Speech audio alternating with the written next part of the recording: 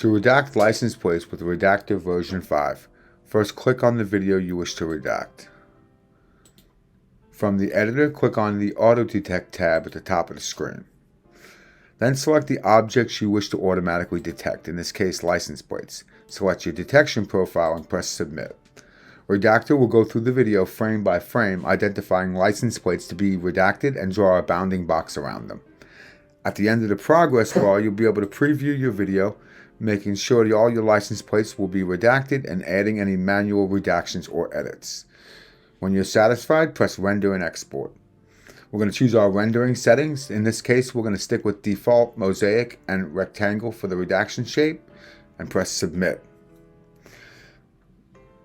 At the end of the rendering progress bar, you'll have an opportunity to preview the video, make sure that your license plates are redacted, and you're satisfied with your manual redactions.